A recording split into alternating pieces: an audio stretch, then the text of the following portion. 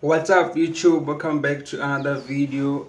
Man, in today's video I'm going to show you how to use EQ to master your beats in flstudiomobile.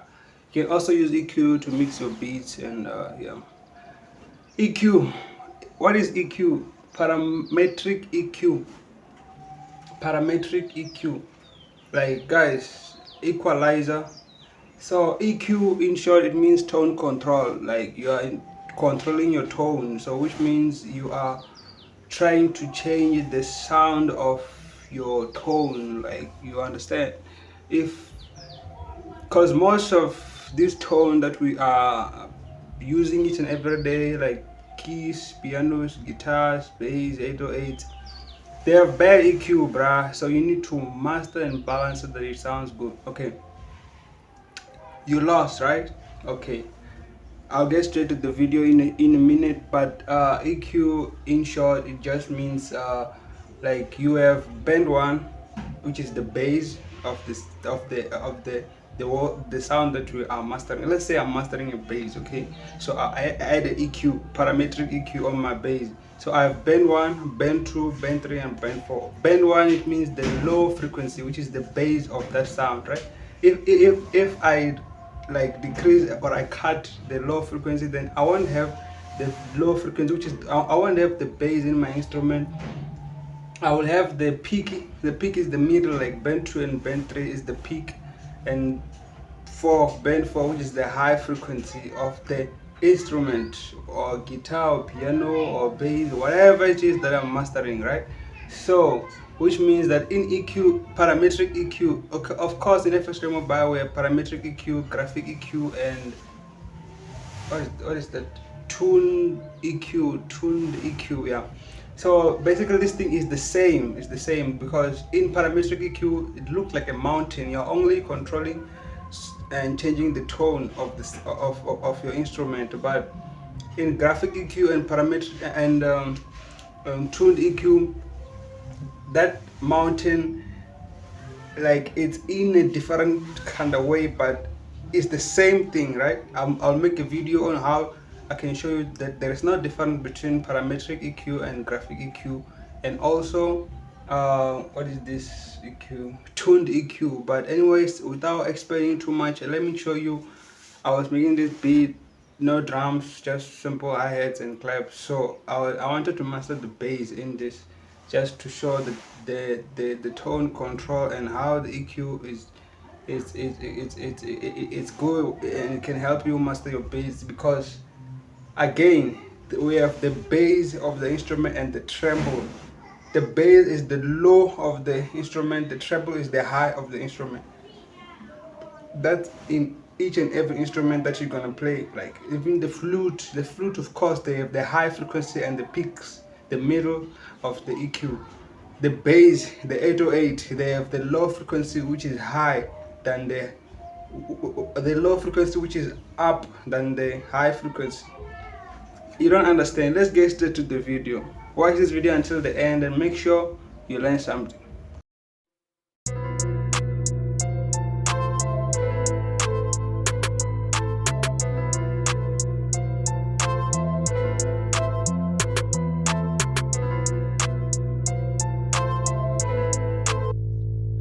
This bass is very down, bruh. Like it's very low.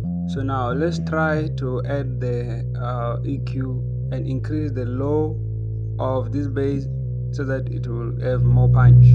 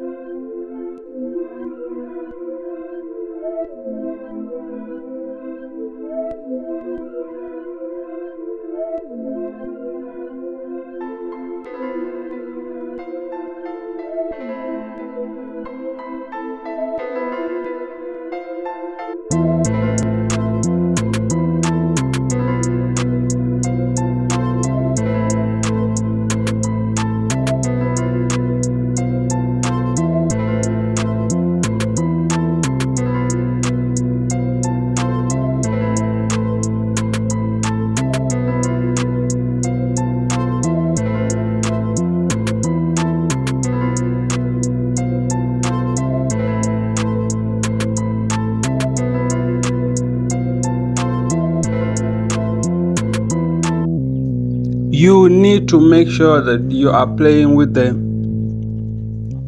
these bands: band 1, band 2, band 3, band 4, band 5, low shelf, peak, and high shelf. Low shelf is band 1, and then high shelf is band 4, and then peak is band 2 and 3. Simple as that. EQ is the best, man. Like, most people, they underestimate it, and then that's why most of their beats is kind of whack and I've upped. So you can see on my FX limiter, the bass is too much. I need to decrease something. So I said that I come and decrease the peak because it's too loud, or the low shelf, right? So that everything can be balanced.